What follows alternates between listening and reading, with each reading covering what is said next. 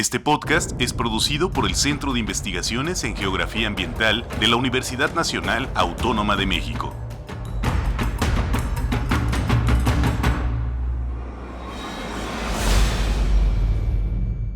Hola, gracias por acompañarnos en una emisión más de su podcast Todo pasa en un lugar.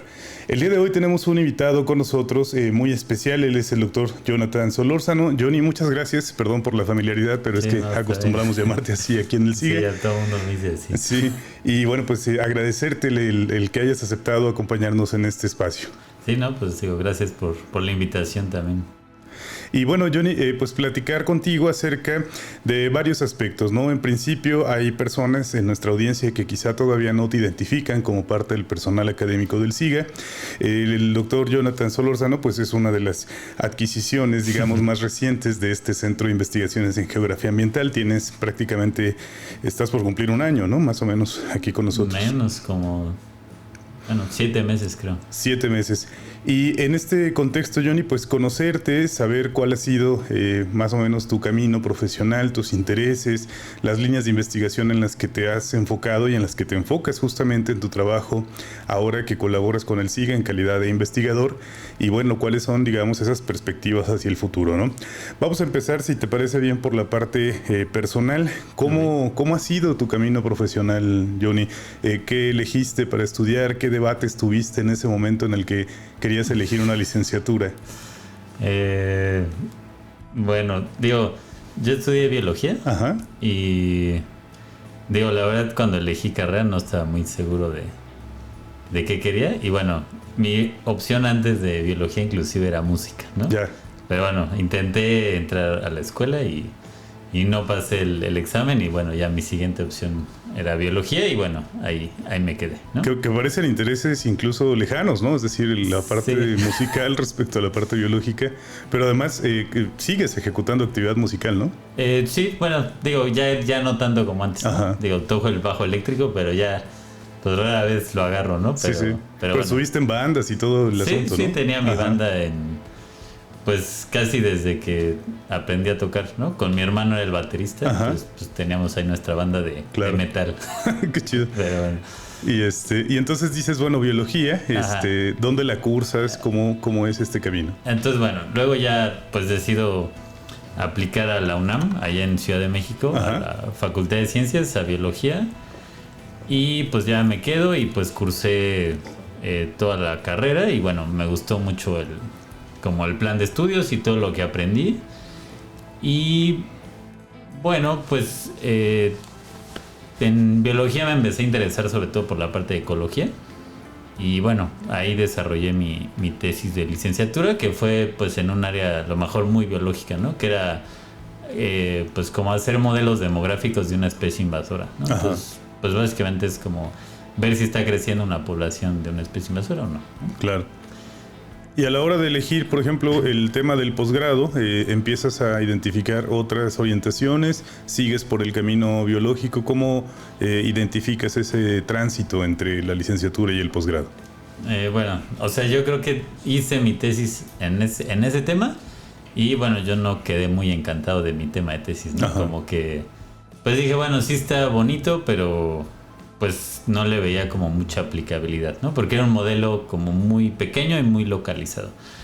Y pues en la carrera, pues tuve un par de clases que pues básicamente era como mostrar estas herramientas de percepción remota y teledetección y pues cómo usarlo para estudiar bosques a lo mejor a una escala mucho más grande, ¿no? O bueno, sobre áreas más grandes, ¿no? Y pues eso me llamó mucho la atención. Y entonces, pues como que cuando empecé a buscar una maestría, pues justo mi interés era tratar de meterme en algo que estuviera relacionado con esto de percepción remota. Y bueno, ya abandonar casi totalmente la línea anterior, claro, ¿no?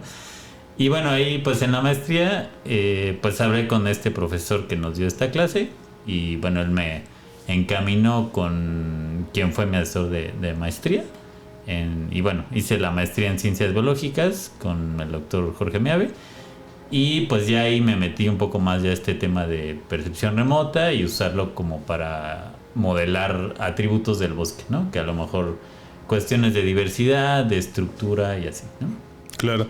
Percepción remota entonces aparece como este elemento que puede llamarte incluso un poco más la atención que aspectos que habías visto también en tu carrera de biología y que dices, bueno, aquí podría haber un área que me fascine, que me llene, que me satisfaga más que otras posibilidades, ¿no? Sí, sí, o sea, sobre todo lo que me gustó como de esta herramienta de la percepción remota es que pues sí te permite estudiar áreas muy grandes y tiene como una aplicabilidad mucho más obvia, ¿no? O sea, como a lo mejor para cuestiones de conservación, de priorización, de ordenamiento, ¿no? Entonces, como que esa parte, pues como de potencialmente generar conocimiento que se puede usar para cosas más tangibles, pues me gustó mucho.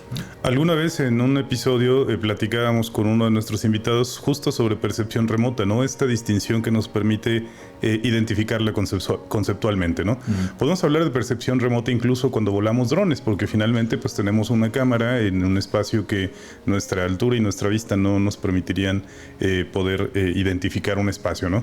Pero lo llevamos a otras escalas como las imágenes satelitales, como la secuencia de imágenes satelitales en el tiempo, y a eso es a lo que nos referimos en percepción remota. ¿Lo estoy entendiendo bien o tendríamos que hacer alguna acotación ahí? Digamos que en términos básicos sí, ¿no? O sea, de hecho, de ahora que lo mencionas, ¿no? Como yo en varias clases de percepción remota empiezo con eso, ¿no? Ajá. Así como nosotros ya usamos percepción remota de una manera, ¿no? Porque pues nuestros ojos pues ven. Ahora sí que sacamos un montón de información sin estar en contacto con las cosas, ¿no? Entonces, claro, básicamente es como si hiciéramos lo mismo, solamente que pues nos ayuda una cámara fotográfica y bueno, pues hay que montarlo sobre un dron, un avión o un satélite, ¿no? Pero pues sí, básicamente es como algo con lo que nos podemos relacionar muy sencillamente porque al final pues lo hacemos, ¿no? En nuestro diario.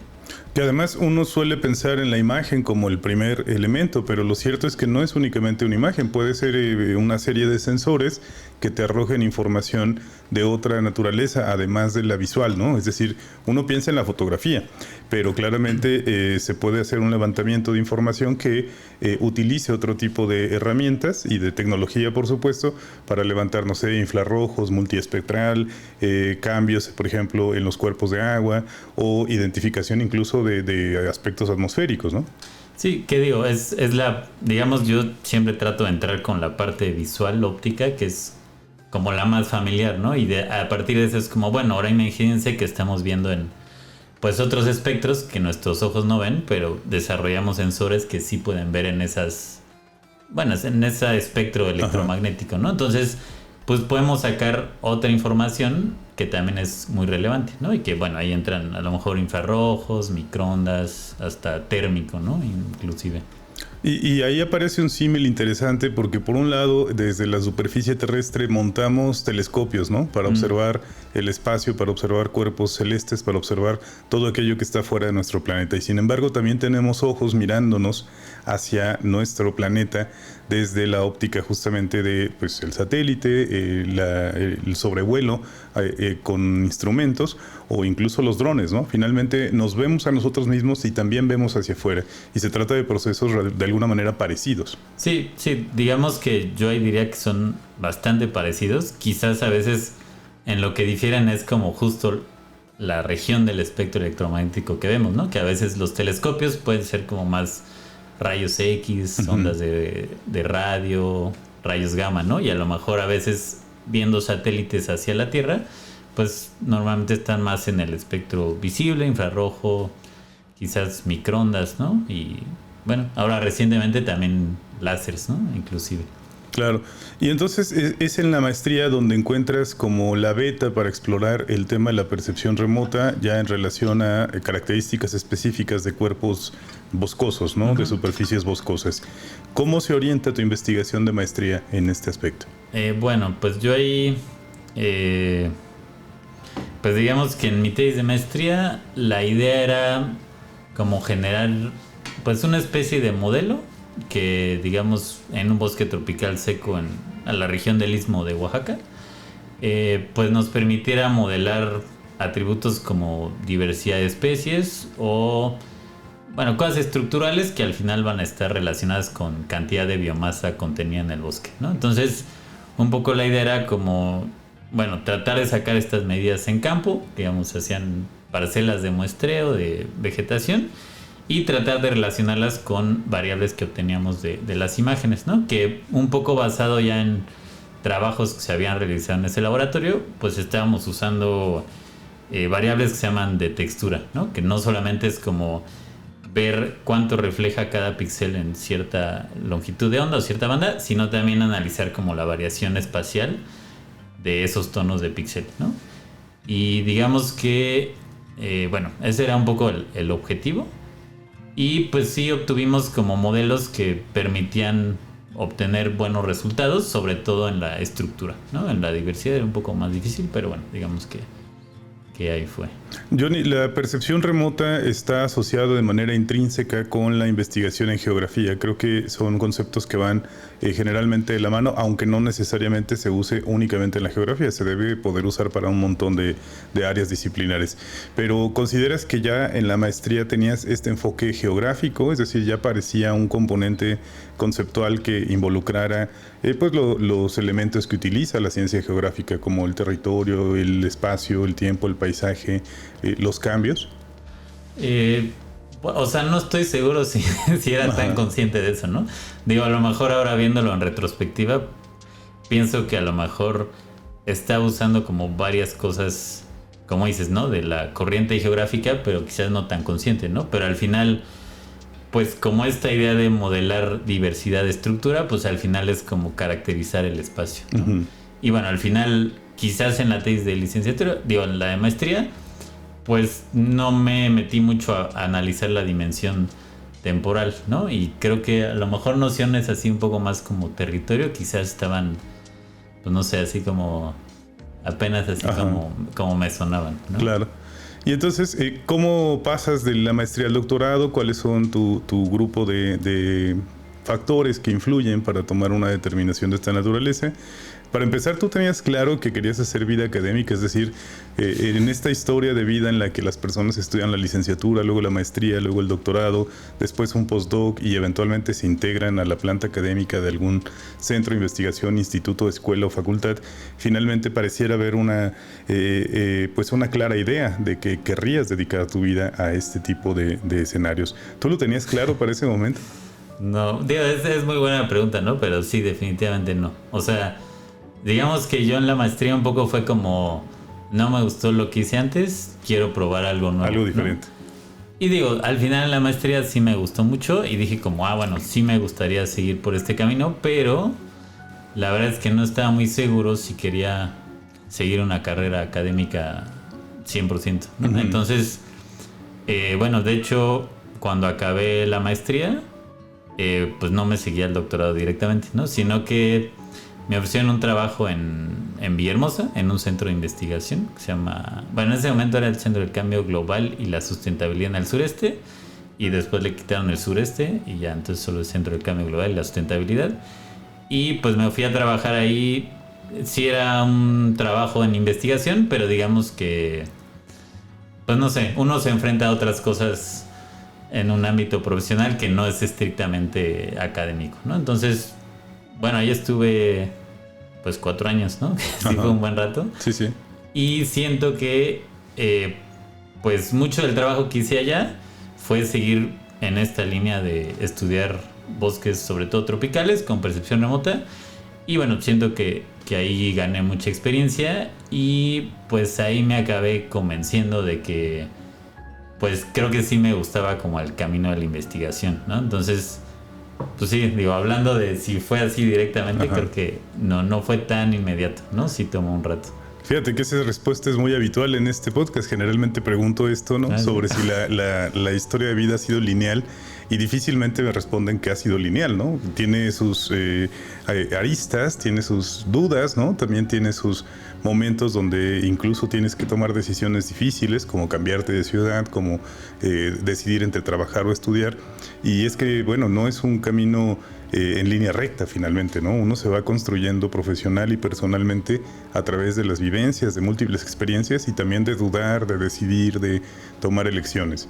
Sí, digo, yo ahí creo que también, pues, digo, no sé, siento que la mejor decisión es cuando estás convencido de que quieres hacer algo, ¿no? Entonces, si no estás convencido, pues como que a veces siento que yo no he tomado esas decisiones cuando tengo dudas, ¿no? Entonces, o a veces la tomas, pero dices, bueno, igual y luego hay tiempo de cambiarla, ¿no? Entonces, por ejemplo, en ese trabajo, pues yo me acuerdo que yo cuando acepté, pues mi idea era irme 6 meses, ¿no? Entonces... Terminaste quedándote 4 años. Exacto, ¿no? O sea, al final me fui porque también no había como muchos proyectos allá. Y a los 6 meses, pues como que dije, bueno, pues sí me gusta este trabajo, está bien, estoy aprendiendo mucho. Y luego resultó que cayó un proyecto grande de esos, bueno, de los de Fordesit. Y bueno, pues ahí se armó como ya un equipo mucho más grande y como que teníamos bastante libertades, pues... para hacer, ¿no? Uno como investigador, no sé, junior, digamos, ¿no? Porque pues uno con título de maestría a veces, pues, no sé, ¿no? En otros lugares a veces no te dan como mucha libertad de tomar decisiones y aquí era como un ámbito bastante libre, ¿no? Entonces creo que eso me gustó bastante y bueno, pues sí, al final pues me acabé quedando 4 años, ¿no? Que de hecho fue casi todo la duración de este proyecto y pues ya más bien cuando se iba a acabar, pues yo empecé ya a ver como qué otra cosa hacía y bueno, ahí la verdad es que dije, bueno, sí me gusta la investigación y bueno, creo que sí me gustaría pues hacer un doctorado. ¿Dónde haces tu doctorado, Johnny? Bueno, el doctorado entonces lo hago aquí en el SIGA, en geografía y bueno, quizás como la primer motivación que tuve para hacerlo en geografía fue que durante mi maestría pues yo tuve como, bueno, lo hice en ciencias biológicas y recuerdo que muchos tutoriales y evaluaciones eran como, bueno, pero es que eso no es biología, ¿no? Eso es más geografía, ¿no? Y entonces así me la pasé en la maestría y me la decían todo el tiempo, ¿no? Entonces, después cuando busqué el doctorado dije, bueno, pues a ver, me gustaría como conocer un poco el otro lado de, pues, esta ciencia que también... o bueno, tiene más historia haciendo percepción remota que la biología, ¿no? Entonces, pues dije, bueno, pues ahí me interesa y pues ya, ¿no? Empecé a buscar como gente que trabajara los temas y pues eso me llevó aquí al SIGA, ¿no? Que además el SIGA se ha distinguido justamente por ser muy robusto, ¿no? En este componente de percepción remota, gracias a los investigadores que, han desarrollado esta línea de trabajo durante muchos años y con un alto índice de impacto incluso a nivel global, ¿no? O sea, estoy pensando en el doctor Jean-François Mas, estoy pensando en el doctor Adrián Gilardi, en el maestro Antonio Navarrete, varios de ellos que han trabajado percepción remota con muchísima proyección y liderazgo científico en ese campo, ¿no? Sí, digo, justo yo, al que elegías de asesor de doctorado fue Jean-François Mas. Y digo, justo cuando empecé a investigar como de su perfil, bueno, evidentemente pues había hecho un montón de cosas de percepción remota. Y también la otra cosa que como que me interesó de su perfil es que yo también pues ya tenía usando R un buen rato. Y pues también como que él desarrollaba muchas cosas de percepción remota en R, ¿no? Entonces... para cuando yo entré al doctorado, yo he hecho muchas cosas en R, pero no tanto en percepción remota. Entonces, también dije, bueno, creo que pues es una buena coyuntura, ¿no? Exacto, ¿no? O sea, como aprovechar ya las herramientas que tienes para hacer pues nuevas cosas, ¿no? Entonces, también creo que por ahí fue. Terminas el doctorado aquí en el SIGA y ¿qué sigue para ti? ¿Cuál fue el siguiente paso? ¿Hiciste postdoc? ¿Aplicaste ya a la plaza? No tengo como muy clara la cronología en ese aspecto. Sí, bueno, o sea, digamos, acabé el doctorado y luego empecé a trabajar otra vez. Más bien, hubo uno como se estaba buscando a una persona que justo programara en R y ayudara para cosas de ciencia de datos y cosas de percepción remota en Conavio. Entonces, pues, sí, acabando el doctorado, casi... Bueno, no, de hecho, pues sí, se me acabó la beca y empecé a trabajar en Conavio el próximo mes. Y pues ahí en Conavio estuve año y medio, ¿no? Entonces, pues como que un poco igual mi idea era como, bueno, sí quiero hacer un postdoctorado, pero pues también no me quería quedar sin un ingreso económico, claro, ¿no? Entonces... pues como que también un poco mi idea fue como, bueno, agarro este trabajo, que también pues va en la misma línea en la que ya voy, y pues mientras empiezo a buscar otras opciones, ¿no? Y pues estuve buscando algunas opciones, en algunas pues digamos pasé a entrevista, pero bueno, al final no quedé, ¿no? Y bueno, pues sí, ahí estuve año y medio, y pues mientras estaba trabajando ahí, pues fue que salió la convocatoria para la plaza aquí en el SIGA, ¿no? Sí, el contexto es que justo se abre una posición en el SIGA, ¿no? Una vacante para contratación temporal por reemplazo de una investigadora que, bueno, por otros compromisos académicos dejó su espacio de trabajo. Y es ahí donde pues te parece una opción interesante. Conocías al SIGA, conocías al personal académico, sus líneas de investigación, y dices, bueno, aquí puedo postular mi perfil, conozco, tengo la experiencia, la gente me conoce. ¿Y qué proyecto presentas, Johnny, para hacer la justificación justamente en el marco de esta convocatoria? Es uno de sus componentes más importantes. Cuando te preguntan, en el caso de que se te contratara, ¿cuál sería tu proyecto a desarrollar?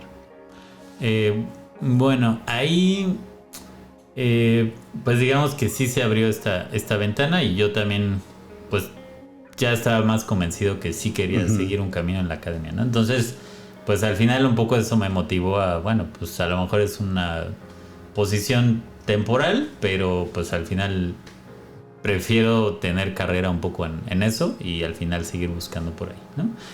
Y pues el proyecto que presento está sobre todo pues relacionado con el monitoreo del cambio de uso de suelo, ¿no?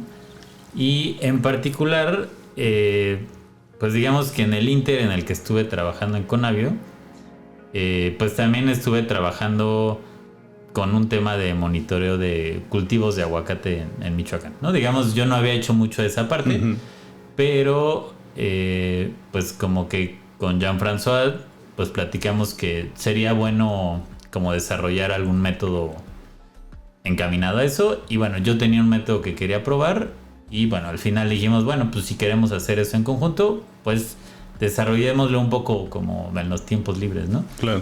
Y entonces pues cuando surge esta posición, pues yo digo, bueno, pues es una buena manera de retomar lo que ya he hecho, y pues también me parece que es un tema pues de mucho interés, digo, tanto aquí en el SIGA como en el estado, ¿no? Entonces un poco lo que planteo pues va en esa línea. Claro. Llegas al SIGA, te integras, a final de cuentas terminas resultando beneficiado por este proceso de selección, que además es un proceso muy transparente, muy abierto, público, donde se da la oportunidad de que cualquier persona que cubra con los requisitos del perfil plantee su postulación, y resulta seleccionado, Johnny. Cuando te integras al SIGA, ¿cómo percibes las posibilidades de colaborar con quienes en su momento pues fueron, por ejemplo, tu asesor del doctorado, otros colegas y otras colegas que trabajan el rubro de la percepción remota, y también quienes no lo trabajan, ¿no? Pero que justo desde la interdisciplina pudieran beneficiarse de trabajos en conjunto, de colaboración o de proyectos? ¿Cómo ha sido tu integración en el SIGA en relación justamente a quizá no encerrarte dentro de esta burbuja de la percepción remota, sino de empezar a colaborar con otras áreas disciplinares y con otros intereses de investigación? Sí, bueno, pues yo ahí creo que, digamos, evidentemente todavía me falta como abrir nuevas relaciones, y quizás como profundizar en la interdisciplina, ¿no? Porque quizás ahorita donde, digamos, entré, pues con mi proyecto resultó que también, bueno, quien fue mi asesor, Jean-François, también estaba bajando un proyecto que de cierta manera también estaba interesado en hacer monitoreo de cambios de suelo, pero esta era una escala nacional y no solo enfocado en aguacate, ¿no? Sino en otros tipos de cubierta. Entonces, pues ahí empecé a colaborar un poco, pues siguiendo en la misma línea, ¿no? Y pues digo, ahora creo que, bueno, espero tener más oportunidad de empezar a colaborar con más colegas. Sobre todo siento que a lo mejor ya empezando, por ejemplo, ahora voy a empezar a dar una clase en el posgrado, entonces creo que también eso abre nuevas avenidas de colaboración, ¿no? Como empezar a formar gente que a lo mejor ya tiene ciertos proyectos y que a lo mejor digan, bueno, pues creo que aquí podría haber un componente de percepción remota que estaría interesante y a lo mejor yo colaborar con esa parte y bueno, al final ya con eso pues empieza uno a integrar más en la labor de investigación del SIGA, ¿no? Claro, digo, tal vez mi pregunta es un poco injusta porque tenemos que recordar que tienes 7 meses aquí, es decir, bueno, no puedo pedirte que ya hayas extendido como un gran campo de interrelaciones y colaboraciones con todos los universos de investigación que coexisten en un centro como estos, pero claramente ese trabajo ya inició, esos lanzamientos hacia posibles colaboraciones ya están en muchos sentidos en curso y eventualmente se convertirán en proyectos de colaboración y de trabajo conjunto. Esta parte formativa también me parece muy valiosa rescatarla. Johnny, yo sé que tus alumnos y alumnas te adoran, ¿no? Eres una especie de rockstar. Los chicos te ubican en la ENES, aquí en el posgrado, y les fascina tu clase, les fascina escucharte y aprender de ti.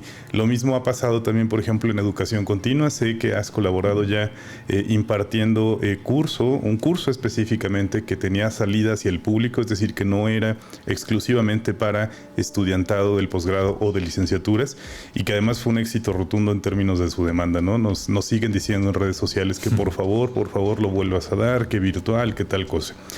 ¿Cómo es para ti este componente de la formación, ¿no? Hay investigadores que todos estamos obligados en algún sentido, incluso a nivel contractual, a generar un trabajo docente, pero hay quien prefiere hacerlo, digamos, lo mínimo necesario porque su vocación está en otro lado, en la investigación, en la aplicación, en el desarrollo de tecnología, y hay quien sí sostiene otro tipo de compromisos con la formación de recursos humanos. ¿Dónde te sitúas tú respecto a esta posición? ¿Es tu interés formar cuadros en materia de geografía, en materia de percepción remota que puedan nutrir grupos de trabajo hacia el futuro?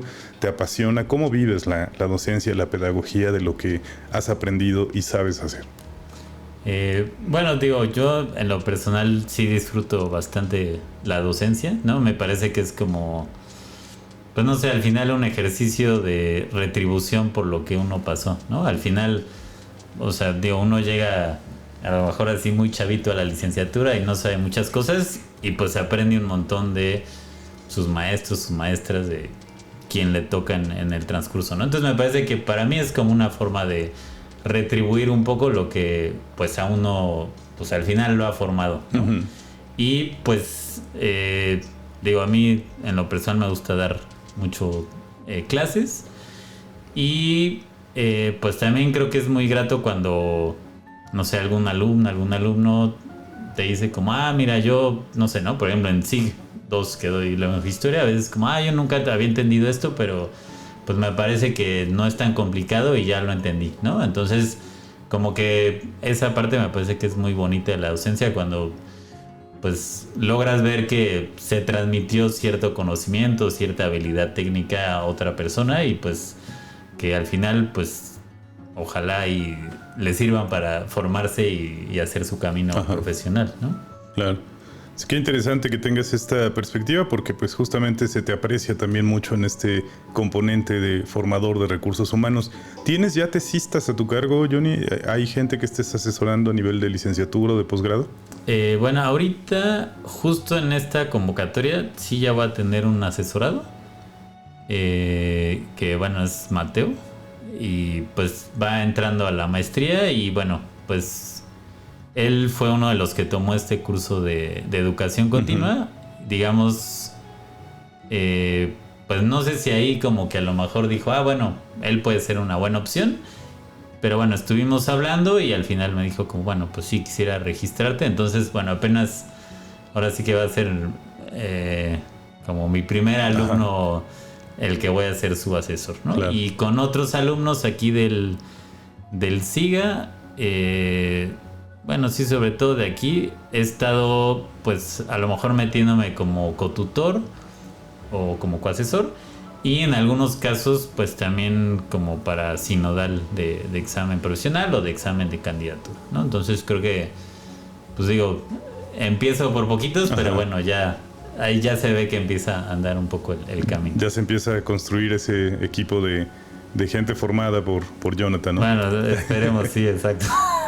Y bueno, quisiera preguntarte, regresando un poco a la parte conceptual de la percepción remota, en un mundo y en un momento donde tenemos acceso a muchísima información, donde podemos entrar a un sitio web y ver, no sé, las imágenes del Hubble o ver las imágenes que transmite el rover Curiosity en Marte, donde podemos entrar a bases de datos de repositorios de imágenes satelitales de todo el mundo. ¿Cuál es hoy, digamos, el diferenciador que la investigación en percepción remota puede aportar en términos de una utilidad para la ciudadanía, ¿no? Estoy pensando en el ciudadano de pie, en quienes están lejos de nuestro campo disciplinar y pudieran pensar, bueno, una imagen satelital a mí en realidad no me hace ninguna diferencia, pero ¿cómo podríamos traducir el beneficio o la utilidad de hacer investigación en geografía a través de recursos de percepción remota para conseguir un beneficio, digamos, social, colectivo, ciudadano o incluso personal? Ok, bueno, pues, o sea, yo ahí creo que la traducción puede estar un poco en los productos que se pueden generar a partir de esta información, ¿no? A lo mejor, bueno, a veces inclusive hasta cosas tan sencillas, porque eso, ahorita que lo estaba pensando de productos, bueno, no necesariamente, ¿no? Pero, por ejemplo, a veces pueden ser cosas tan sencillas como estos videos que ahora están en cualquier lado de los timelapse de Google, ¿no? Uh-huh. Que básicamente te muestra cómo ha cambiado alguna ciudad o, no sé, ¿no? Cómo ha crecido alguna ciudad o se ha secado algún lago o algún río, etcétera, etcétera.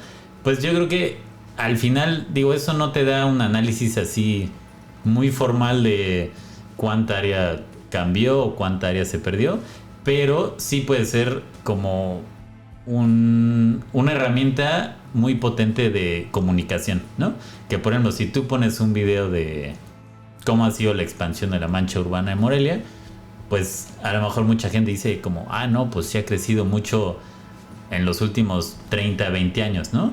Y en función de eso, pues a lo mejor después ya en análisis un poco más formales se puede tratar de asociar otras cuestiones de impacto de este cambio de uso de suelo, ¿no? Que pueden ser desde cosas de, pues no sé, recarga de acuíferos, calidad de aire, como, bueno, inclusive cosas de islas de calor, ¿no? Con la reducción de la cubierta vegetal. O sea, hay un montón de cosas que creo que pues se pueden fundamentar en la percepción remota para pues hacer pues sí, cosas mucho más tangibles y que tienen una como aplicación mucho más social, ¿no? Claro, entiendo muy bien esa parte como periodista, porque finalmente a nosotros nos importa mucho, por ejemplo, en el medio de los antiguos periódicos o de los antiguos formatos de la comunicación y del periodismo, era mucho más bienvenido un formato donde quedara explícita esta relación y este cambio que 3 cuartillas de texto, ¿no? Hoy lo conseguimos, por ejemplo, como dices, en un slide donde dices, este era el Morelia de 1920 y este es el de 1995. ¿Qué identificas que cambió? Es la misma foto, es el mismo ángulo, es el mismo todo, pero ya identificas el cambio. Entonces visibilizas, pones en evidencia los cambios que han acontecido en diferentes espacios a lo largo del tiempo. Pero a la par también está muy relacionado, Johnny, con el tema de la política pública, ¿no? Con las personas tomadoras de decisiones, entiéndase, gobiernos, instancias, tanto federales como estatales, municipales, que pueden a partir de esta información y de estos análisis poder llegar a generar una política pública de manejo, de reducción de impacto, de incluso de reforestación o incluso punitiva, ¿no? Estoy pensando específicamente en el caso de Michoacán en una plataforma que utiliza el gobierno del estado para identificar, por ejemplo, cambios de la cubierta del uso del suelo que son, por decirlo, ilegales, ¿no? O que no cuentan con los permisos que deberían contar. Sí, o sea, digo, yo ahí sí creo que la percepción remota también tiene otras dos como superventajas, ¿no? O sea, que una es que, pues, o sea, hay satélites que han estado tomando fotos de la Tierra, pues, desde hace 50 años, ¿no?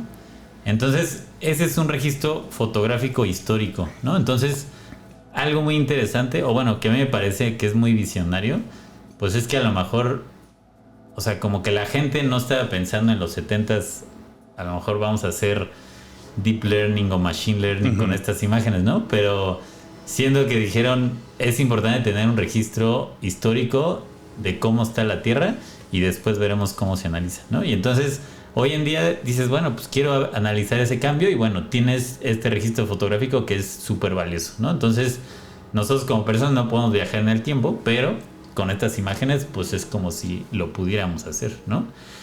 Y la otra cosa que te iba a decir es que la otra ventaja, pues es que nos permite estudiar superficies muy grandes, ¿no? Entonces, por ejemplo, como el caso que mencionabas, ¿no? De esta herramienta punitiva de cambio de suelo ilegal, pues castigarla o multarla de alguna manera, ¿no?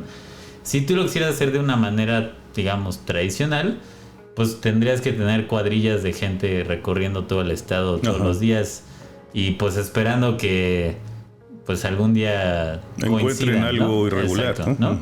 Pero ahí lo difícil es que normalmente estos cambios ocurren pues muchas veces en el 2-3% del territorio, ¿no? Entonces es súper difícil que coincida con que tú lo detectes, ¿no? Y normalmente a veces pues no se hacen al lado de la carretera para que no se vean, ¿no? Exacto. Entonces, pues estas imágenes pues sí te permiten abarcar un área bastante grande en la que potencialmente puedas identificar como, mira, aquí pues hubo un cambio, ¿no? Entonces lo podemos analizar a más detalle y como tienes muchas imágenes de varios tiempos, puedes decir, mira, antes pues sí era un bosque natural, o sea, no corresponde a, no sé, ¿no? A lo mejor se llevaba a cabo agricultura y luego se implementó otro tipo de cultivo, sino que realmente hubo un cambio de uso de suelo, ¿no? Entonces, pues ahí yo creo que también es como pues la apuesta de muchos sistemas de monitoreo, sobre todo de deforestación y cambios de suelo, pues de apoyarse en estas tecnologías justo por esas ventajas, ¿no? Y debe tener también una importancia crucial a la hora de monitorear y analizar cuerpos de agua, ¿no? Tanto embalses, lagunas, ríos, todo lo que representa el baluarte hídrico de un territorio. Puedes también revisarlo a través de percepción remota y ser muy consciente de los cambios que acontecen en el tiempo, ¿no? Sí, que digo, ahí no me he metido mucho en esa área, pero por ejemplo, en mi clase hacemos ejercicios con el lago de Cuitzeo, ¿no? Y les digo, bueno, así estaba hace 30 años y así está hoy. Y pues evidentemente se ve una diferencia en la extensión del espejo de agua, ¿no?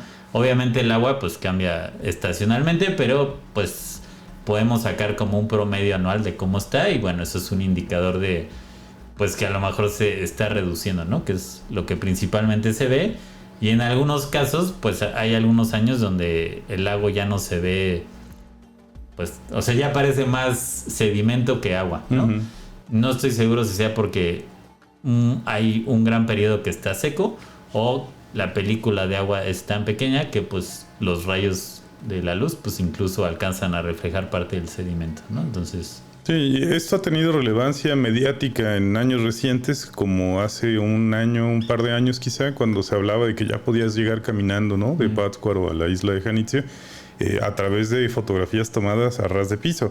Pero sería interesante contrastar eso contra finalmente una imagen de percepción remota, porque es muy probable que los ángulos y las percepciones sean distintas a partir de esas dos realidades, ¿no? Sí, sí. Digo, y por ejemplo, nada más continuando por la línea del agua, o sea, también el caso como más sonado mundialmente es el del mar Aral, que de plano es un mar así que en Asia que, o sea, si tú ves una foto de los 80s, es así un mar gigante.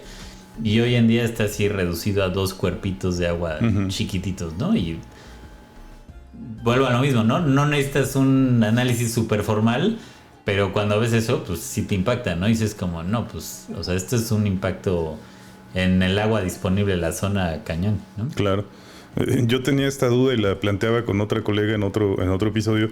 Decía, bueno, es que a mí en la primaria me dijeron que el agua no se iba a ningún lado, ¿no? O sea, que el agua en el mundo era la misma siempre. Entonces, ¿dónde se va toda esa agua? Sí, bueno, digo, ahí creo que... Digo, en efecto, pues no es que se vaya el agua al espacio, ¿no? Sí, pero bueno, el problema yo creo que es que no está como en un formato disponible para nosotros, ¿no? O la humanidad como conjunto, ¿no? Porque puede ser que pues a lo mejor haya agua demasiado profunda y pues, esa no se puede aprovechar, ¿no?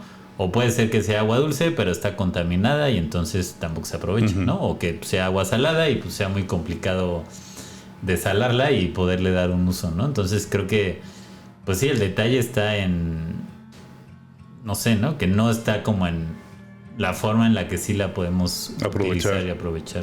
Claro. ¿Y cómo ha sido tu relación en un momento dado, Johnny, con justamente estas instancias de toma de decisiones? ¿Has tenido oportunidad en diferentes escenarios, tanto laborales, profesionales como de investigación, de tratar con las instancias, por ejemplo, de gobierno? Pienso que tal vez en Conavio, ¿no? En el centro de investigación, en el proyecto que llevaste de Fordesit, e incluso ahora mismo en el SIGA, más de un escenario te ha puesto frente a personas relacionadas con la función pública, ¿no? Para tener que explicarles el resultado y los hallazgos de una investigación de esta naturaleza y lo que implica justamente para decisiones de conservación, de restauración e incluso de sanciones, ¿no? El esquema punitivo del que hablábamos. ¿Qué tan fácil, qué tan difícil es para un investigador en tu campo poder transmitir los hallazgos científicos en la justa medida para que justo puedan ser asimilados por las personas tomadoras de decisiones en el ámbito gubernamental? Bueno, sí es una buena pregunta. O sea, yo creo que en mi experiencia sí he tenido diversos acercamientos con, pues sí, con instancias tomadoras de decisiones. Quizás en distintas circunstancias y distintos contextos, pero, o sea, por ejemplo, me acuerdo que en este proyecto el de Tabasco, por ejemplo, la idea del proyecto era generar un diagnóstico socioambiental y bueno, eso era como un poco en miras a generar, como se dice, recomendaciones para un aprovechamiento más sustentable de toda la cuenca del Usumacinta, ¿no? Pero durante ese proyecto, pues en varias ocasiones, por ejemplo, llegaron, por ejemplo, una organización no gubernamental y nos dijeron, oigan, ¿saben qué? Ustedes trabajan percepción remota, el tema de deforestación. Necesitamos lo que tengan de datos para mostrar que en una reserva existió deforestación en tal región, ¿no?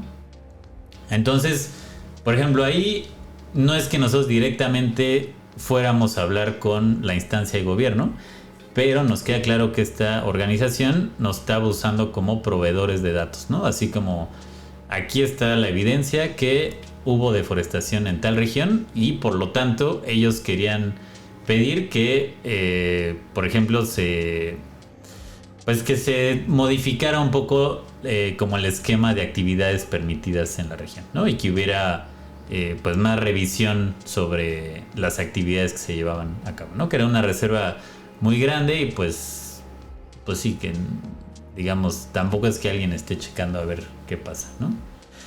Y en otras ocasiones, por ejemplo en Conavio, pues también nos tocaba dar información, sobre todo como proveedores de información, ¿no? En el sentido que decíamos, bueno, estos son los datos y nos tocaba sobre todo analizarlos y presentarlos, pues no sé, ya fuera en un mapa o en una... Bueno, inclusive en eso se estaba trabajando, en una interfaz como bastante interactiva y la idea era esa, ¿no? Que cualquier persona tomador de decisión o inclusive cualquier ciudadano o ciudadana interesada en el tema podía entrar al portal y, por ejemplo, consultar, por ejemplo, los tipos de cubiertas de tu estado, de tu municipio, ¿no? Cosas así, digo, con sus limitaciones, ¿no? Evidentemente diciendo, esto se basa con los datos del INEGI, tiene sus limitaciones por la escala y demás, pero pues que fuera información como bastante utilizable, ¿no? Porque al menos en Conavio nos decían que hay un montón de organizaciones, tanto de gobierno como no de gobierno,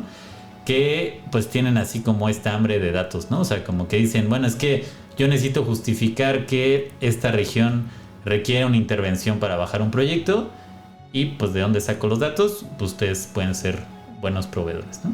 Lo interesante aquí es que los datos, la información y la evidencia son lo que son y no tienen un sesgo político, por ejemplo, ¿no? Que habría quien querría usarlos para justificar cierto escenario y habría quien querría usarlos para justificar el escenario completamente opuesto.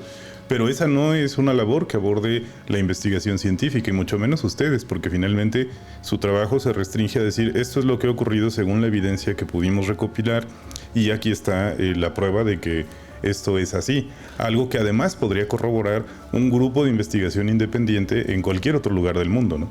Exacto, y digo, al final pues son como... Pues sí, o sea, uno puede decir las limitaciones que tiene con esos datos, pero al final es como, bueno, eso es una evaluación, ¿no? Uh-huh. Tanto para bien o para mal, ¿no? Y bueno, también te iba a comentar que justo con CONAFOR también hemos tenido acercamientos, sobre todo por el interés como de continuar con como generar un sistema para el monitoreo de aguacate, ¿no? Uh-huh. Que entonces se empalma bastante con lo que estoy haciendo. Digo, al final pues se ha quedado en pláticas, pero pues digamos que ahí está un poco pues no sé, como el gusanito ahí, ¿no? Como yo decir, bueno, yo sigo trabajando en eso, si después esto puede ayudar a generar un sistema dentro de CONAFOR que permite el monitoreo, bueno, pues yo creo que para mí sería algo ideal, ¿no? Pienso también en la plataforma Mofus, en la que sé que colaboraste y colaboras, ¿no? Con el grupo de trabajo del doctor Adrián Gilardi, que tiene una finalidad también muy concreta, pero lo que me impresiona de Mofus es el alcance, o sea, finalmente es una plataforma con alcance global.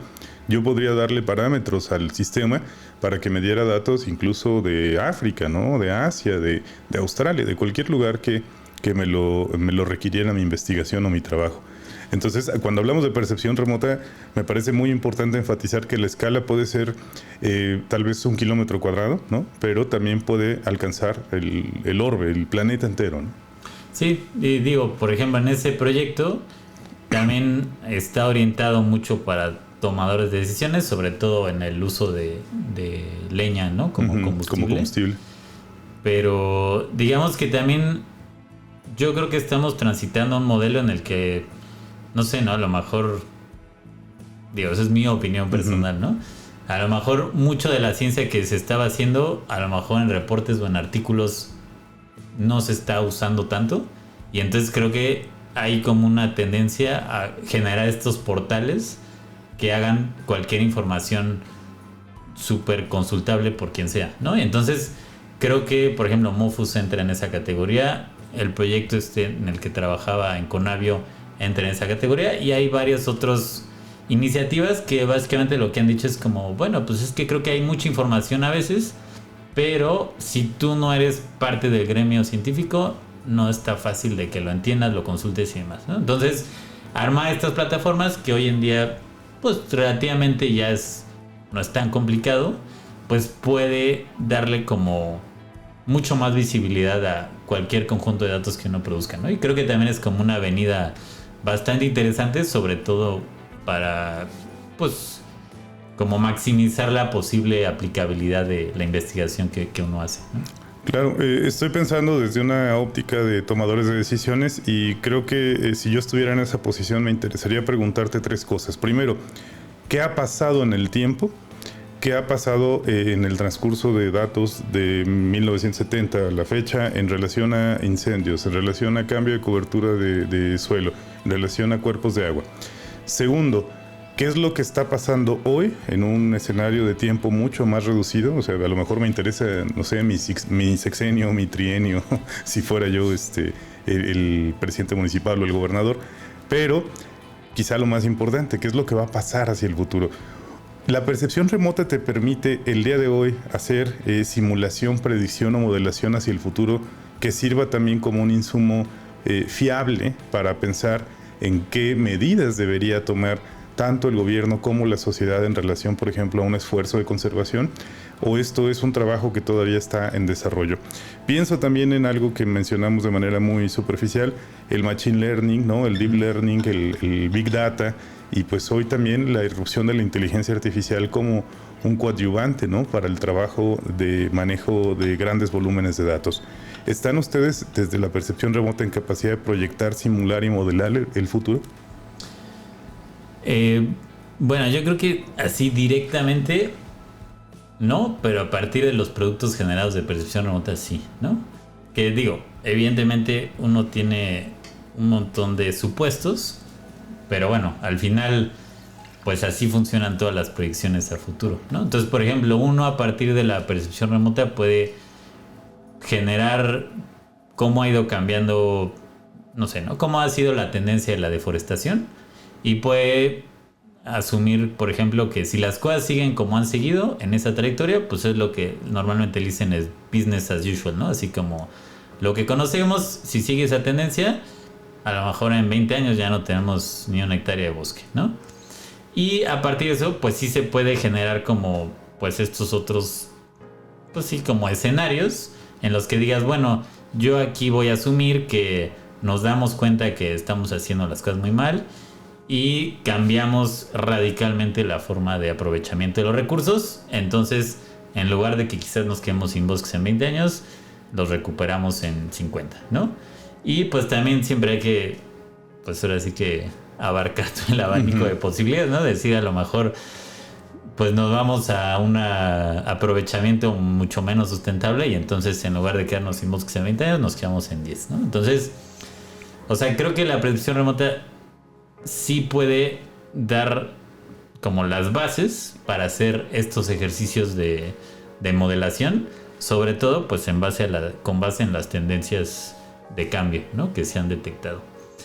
Y también me comentabas que cómo veía el contexto de todo el machine learning, big data y demás. Y pues yo creo que pues ahora sí que el deep learning ha tenido un boom desde, pues, a lo mejor unos 10 años para acá, que pues ya ha empezado a insertar en un montón de disciplinas, ¿no? Y pues evidentemente en la percepción remota es una donde tiene bastante como buena aplicación.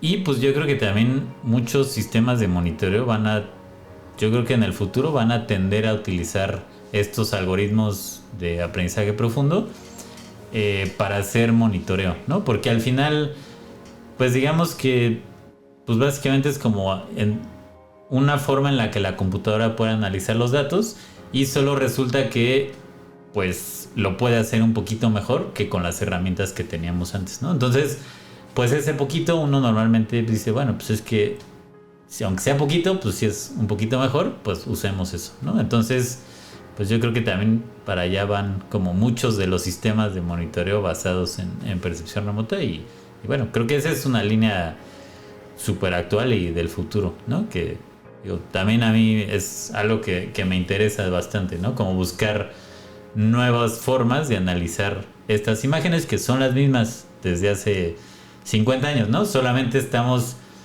realizando investigación en cómo poderle sacar más jugo para obtener productos de mayor calidad, ¿no? Sigue siendo una clase de mina de oro, ¿no? Finalmente, la información está ahí y todavía vas a encontrar nuevas maneras de extraer una utilidad de su análisis. Exacto, ¿no? O sea, porque inclusive, por ejemplo, creo que esta semana o la anterior sacaron un nuevo set de datos los de Google diciendo como, bueno, aquí básicamente estamos resumiendo todo el planeta con información de percepción remota y otro tipo de información, ¿no? Entonces, no es que sea interpretable lo que tiene cada información, cada píxel, pero básicamente lo que te dicen es como conjuntamos un montón de datos, no sabemos exactamente la información que nos está dando, pero suponemos que es importante para hacer monitoreo de cambios de suelo, clasificación de cubiertas, seguimiento, por ejemplo, de bueno, cualquier cosa de cambio, ¿no? Extensión de cuerpos de agua, deforestación, incendios, lo que sea, ¿no? Entonces, pues eso ya es un esfuerzo, pues que es tanto de Big Data como de aprendizaje profundo, en el que pues estamos transitando ya una nueva forma de a lo mejor inclusive procesar los datos, ¿no? Que pues también creo que mucho va a ir para allá, ¿no? No solamente como en tradicionalmente enfocarnos en usar solo un tipo de datos, sino tratar de amalgamar un montón de datos, tanto radar, espectrales, de láser, inclusive capas climáticas, y tratar de meter todo en un modelo que al final pues nos permita modelar mejor cosas o identificar mejor procesos, ¿no? Claro, y la inteligencia artificial, pienso en cosas también muy mediáticas recientes, Johnny, donde te han dicho, no, es que una IA fue entrenada para analizar radiografías y resulta que diagnosticó mejor que los médicos, ¿no? Digo, son afirmaciones muy, muy peligrosas porque claramente están basadas en el análisis multitudinario de datos y claramente con poder computacional puedes llegar a ciertos análisis que una persona no podría, pero dejas de lado todo el componente humano, ¿no? Entonces son afirmaciones muy peligrosas, pero me imagino que en algún momento alguien podrá decir, ya llegó la IA, ¿no? Que analiza imágenes de percepción remota y lo hace mejor que los investigadores. ¿Ven ahí un riesgo, una posibilidad, un potencial? ¿Cómo han trabajado ustedes con ese escenario? Digo, esa es una discusión así como súper en boga y súper actual, ¿no? Bueno, o sea que está como todo este tema de los modelos fundacionales, que básicamente es como, digo, es como si fuera un chat GPT, ¿no? Uh-huh. Que le puedes preguntar cosas, te contesta, le puedes preguntar que te genera una imagen, te la genera, ¿no? Entonces, como estos tipos de modelos fundacionales, pues como que hacen muchas tareas con un solo modelo. Y entonces, pues hay mucha discusión en torno a si eso se puede hacer con la percepción remota, ¿no? Hay gente que dice que sí, hay gente que dice que no. La verdad es que yo no estoy muy seguro si sí se puede o no, pero sí creo que, o sea, a lo mejor sí existe o va a existir ese modelo en el que lo haga mejor que los humanos. Yo creo que al menos en percepción remota estamos un poco lejos de llegar a ese punto, ¿no? Sobre todo porque pues creo que hay un montón de cosas minuciosas que a veces creo que es como muy complicado de meter en un modelo de este tipo, ¿no? Que por ejemplo, yo platicaba el otro día con un cuate, ¿no? Que justo me mandó este paper que te decía de Google y me dijo así como, ya nos quedamos sin trabajo, ya no va a hacer nada de investigación, ¿no? Le dije, bueno, yo creo que sí hay investigación por hacer porque, pues por ejemplo, a veces hay cosas tan aparentemente sencillas como definir qué es un bosque, que si tú le preguntas a personas de todo el mundo, vas a obtener seguramente un montón de definiciones, ¿no? Entonces yo le decía, bueno, yo creo que ahí el problema es que difícilmente podrás hacer un modelo que pueda adaptarse a cada caso particular. A lo mejor sí se puede, ¿no? Pero no sé, yo veo que estamos un poco lejos, pero bueno, siento que mucha investigación se está dirigiendo hacia allá como si sí fuera una meta real, ¿no? Claro. Y digo, al final yo también creo que otra parte importante de todos esos modelos, pues es que al final hay que saber como qué es lo que consideras como la verdad, ¿no? O lo que vas a considerar un dato correcto. Y pues yo ahí sí creo que difícilmente podemos suplantar a los humanos, porque, o sea, sería como, bueno, entrena una computadora y la verifica otra computadora. No sé, se me hace como un poco raro, ¿no? Como que siendo que la única forma en la que sí podríamos confiar un poco más en los resultados es que un intérprete humano diga, esto sí está bien, ¿no? O que diga, bueno, esto sí es un bosque según mis parámetros de la región y de la zona y demás, ¿no? Entonces, hasta como yo lo veo ahorita, creo que se requieren las dos partes, ¿no? Y de hecho son como complementarias. Claro, sí, y de hecho es una de las posturas más fuertes, más robustas en relación a las IAs, ¿no? Que dices, no necesitamos oponernos a la IA, pero sí generar un control en la IA que permita la intervención humana, la vigilancia y sobre todo el contexto que sitúa cada uno de los especialistas en su campo, ¿no? Sin ello, evidentemente, el cómputo va a cometer errores, como lo podemos ver hoy incluso con ChatGPT, ¿no? Comete una infinidad de errores, dado que la supervisión humana pareciera estar ausente en ciertos procesos. Entonces, a lo mejor ahí hay que poner el índice sobre la necesidad de mantener, por supuesto, un robusto cuerpo de investigación a lo largo del mundo que mantenga justamente la vigilancia y la intervención desde la ciencia, desde la metodología, desde la capacidad de reproducibilidad y de comprobación. Sí, yo ahí sí creo que es como... O sea, siempre digo como, bueno, no es que no hay que usar la inteligencia artificial, pero también hay que estar conscientes de las limitaciones, ¿no? Uh-huh. Porque pues tiene todas estas cosas que son las alucinaciones, ¿no? Que de repente inventa cosas y pues, por ejemplo, ahí dices, bueno, si uno no sabe y le pregunta algo y se lo cree y de repente eso se reproduce muchas veces, es como si fueran las fake news, ¿no? Claro. Que de repente son lo que ya se hace uh-huh. como lo popular, ¿no? Entonces... Pues digo, yo creo que también es un debate bastante actual y pues sí, digo, ahí habrá que entrarle también, ¿no? A lo mejor cada quien desde su área, ¿no? Pero yo siempre en percepción remota y monitoreo sí veo que no se puede tomar así como solamente la absoluta verdad, ¿no? Y digo, creo que muchas iniciativas también están como transitando esta parte como de proveedores de datos, no tanto de productos, ¿no? Sino que te digan, como en este caso de Google, ¿no? Yo hice como esta abstracción de un montón de información de percepción remota, creo que va a ser muy útil, pero tú sabrás para qué la usas, cómo la usas y demás, ¿no? Porque también, por ejemplo, eso platicaba el otro día, ¿no? Que para cuestiones de monitoreo, difícilmente un solo modelo lo podrá hacer perfecto para cualquier sistema de clasificación que se te ocurra, ¿no? Porque, por ejemplo, si yo digo, bueno, yo quiero estudiar bosques, puedo poner mi sistema de clasificación, bosque y no bosque y ya, ¿no? Pero si quieres hacer tipos de vegetación, necesitas otro sistema, y si es otro sistema, ¿no? Entonces, en verdad cada quien puede definir su propio sistema y no veo como... O sea, ahorita no veo en las capacidades como que un sistema tenga esa flexibilidad tan gigante, ¿no? Ahora, déjame ponerme conspiranoico, ¿no? Lo decíamos hace un ratito, ¿no? Estamos siendo vigilados, estamos siendo fotografiados todo el tiempo por los satélites. Tal vez su nivel de definición no alcance a tomar las placas de tu coche, o sí, no lo sabemos, pero lo cierto es que también me preguntaba sobre los límites de la percepción remota, es decir, ¿alguien podría querer ocultarse de la percepción remota? Pienso, por ejemplo, en reportes de investigación donde nos dicen lo que pasa es que han desplegado estos plásticos blancos para ciertos cultivos y ya no podemos ver qué hay abajo. O sea, tenemos la imagen, pero ya no podemos darte certeza sobre el tipo de cultivo que se está trabajando en esa zona porque instalaron este tipo de estructuras, ¿no? Entonces, hay maneras, de alguna manera, de ocultarse de este ojo que pareciera que nos vigila siempre.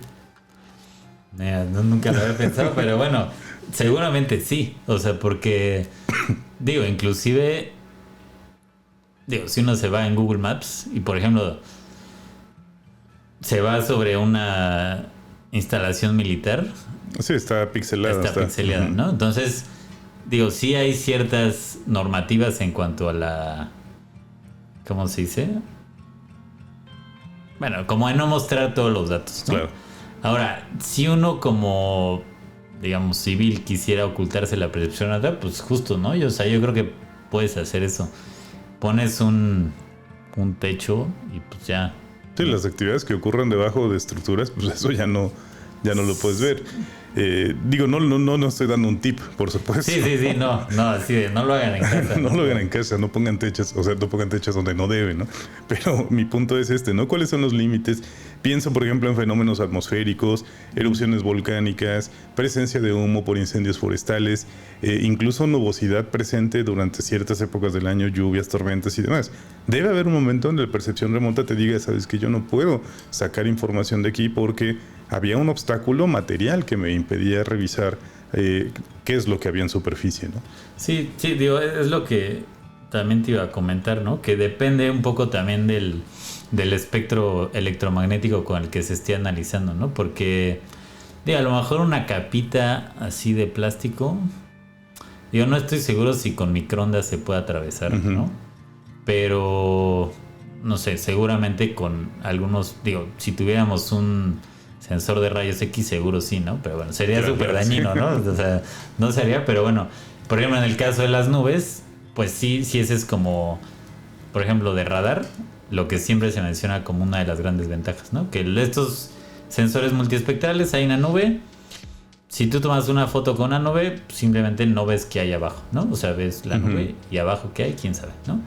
Pero estos satélites de radar que trabajan en el espectro de las microondas, esos sí tienen la capacidad de atravesar nubes, ¿no? Entonces es otro tipo de información que te dan, pero por eso comentaba que yo creo que mucho del futuro es como fusionar todos estos sensores, ¿no? Porque a lo mejor, por ejemplo, el multiespectral es muy bueno como para identificar distintos tipos de cubierta, pero el de radar, o sea, prácticamente siempre puedes tomar una imagen, ¿no? Inclusive de noche, porque como es un sensor activo, el sensor emite sus ondas y regresan al sensor, ¿no? Entonces, no es como el multiespectral que tiene que estar de día para que haya luz y tiene que estar despejado para obtener información, ¿no? Entonces, digamos que esa pues también es como otra de las cosas que creo que es interesante abordar, ¿no? Como qué ventajas te aporta cada sensor y pues cómo se pueden complementar entre ellos para hacer una estrategia de monitoreo más adecuada, ¿no? Claro.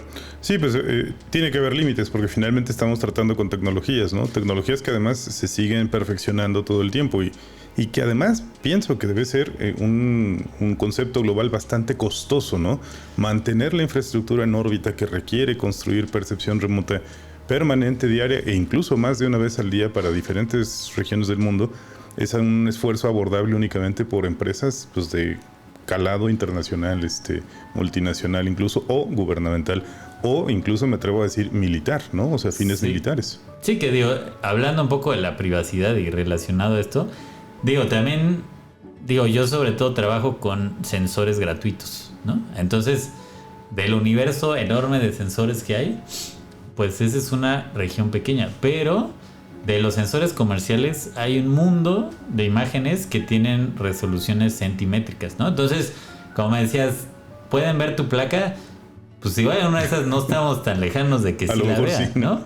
Exacto, ¿no? O a lo mejor, si esos son los de uso civil, pues los de militar... Confidenciales y privados, pues eso no lo vamos a saber, ¿no? Exacto, eso todavía no lo sabemos, ¿no? Pero bueno, digamos que hay, pues sí, una variedad enorme de sensores que, pues sí, al final lo malo es que hay muchos que cuestan y pues no cuestan 3 pesos, ¿no? Entonces tampoco acaba siendo como una estrategia de monitoreo muy práctica a largo plazo, sobre todo por el costo, ¿no? Entonces, sobre todo, creo que, al menos en mi línea de investigación, sobre todo me enfoco a los gratuitos, que es como tú como estudiante, como civil, como investigador, como quien seas, puedes acceder a esas imágenes y no hay una limitante económica de por medio, ¿no? Que al final también es como, bueno, si uno quiere desarrollar un sistema de monitoreo, pues si de entrada te dicen ¿cuánto cuesta? No, pues cada imagen te cuesta miles de pesos, pues te van a decir no es factible, ¿no? Entonces, pues también creo que puede ser como otro apartado extra a mi línea de investigación que creo que lo hace más atractivo, ¿no? Que es factible. Muy bien, Johnny. Y bueno, pues finalmente, Johnny, se nos ha terminado el tiempo, pero antes de que finalicemos, me gustaría preguntarte, ¿cómo te visualizas hacia el futuro? Hoy estás con nosotros aquí en el SIGA desarrollando este trabajo con tus líneas de investigación, formación de recursos humanos, colaboración con otros grupos de trabajo, tanto en la geografía como fuera de la geografía, pero ¿cuál es tu perspectiva hacia el futuro en el corto y en el mediano plazo? ¿Te gustaría desarrollarte aquí en el SIGA, tal vez buscar otra oportunidad, el postdoc, que no sé si esté también en tu rango de intereses? ¿Qué piensas hacer en los próximos meses, años? Sí, bueno, digamos que, yo creo que mi opción 1 pues sería tratar de pues seguir en el camino de la investigación y pues si se pudiera, a mí me encantaría continuarla aquí en el SIGA, ¿no? Sí pienso que pues un plan B podría ser, pues sí, a lo mejor conseguir un postdoctorado en algún otro lado que evidentemente esté relacionado con esta línea de investigación, pero bueno, yo creo que a corto plazo a lo mejor esos serían los 2 planes principales, ¿no? A lo mejor el tercero, pues ya si no encuentro nada, buscar a lo mejor otra vez una opción en el ámbito más profesional. Y bueno, sí creo que eso sería como en el ámbito a corto plazo, pero bueno, en cualquiera de los 3 casos creo que mi idea sería seguir trabajando con temas de monitoreo y percepción remota, ¿no? Claro, y también quisiera destacar en este aspecto que junto con la doctora Cecilia Villaseñor, tú eres la contratación más reciente del SIGA, y en ambos casos destaca el hecho de que también se está apreciando desde los cuerpos colegiados que toman las decisiones y hacen la selección y evalúan y demás, esta cuestión de los relevos generacionales, en el sentido de contratar a personas jóvenes con una trayectoria y una formación perfectamente sólidas y fundamentadas, pero que el tema de la edad empieza a ser una carga en cierto sentido para los sistemas de investigación científica, porque necesitan renovar claramente a los cuadros, ¿no? Por supuesto que se valora y se aprecia el enriquecimiento y la experiencia que te ofrece el personal académico de mayor edad. Sin embargo, las nuevas contrataciones han ido en este sentido, ¿no? También de buscar los perfiles idóneos, pero el componente de la edad es muy significativo y muy destacable, pensando, por ejemplo, en que tu vida productiva a nivel de investigación está todavía en el rango de, ¿qué te gusta? Otros 30 años, ¿no? Si nada sale mal. Sí, ojalá. Ojalá. Antes de que puedas estar hablando ya de procesos de retiro y jubilación y demás, ¿no? Entonces, en ese sentido me parece muy significativo destacarlo, porque las entidades universitarias, los centros de investigación, escuelas, facultades y demás, están buscando también esta renovación de la planta académica. Incluso hay un programa de incorporación de jóvenes académicos a los cuerpos que van a conformar a las entidades en esta materia. Y bueno, pues felicitarte, darte una muy demorada bienvenida, porque no estás aquí desde ayer, sino desde hace 7 meses. Lo hemos hecho en otros escenarios, pero nos hacía falta recibirte aquí en el podcast para que pudiéramos conocerte mejor, platicar contigo y sobre todo, pues bueno, saber cuáles son tus intereses y tus proyectos. No, pues muchas gracias, Adrián. Y también un gusto aquí platicar contigo. Y bueno, esperemos no sea la última vez, ya te invitaremos para que nos platiques de proyectos más concretos, hallazgos y resultados. Y bueno, pues seguimos en contacto. Perfecto. Y bueno, a todos ustedes quienes nos acompañan aquí en este podcast Todo pasa en un lugar, les esperamos en nuestra próxima emisión.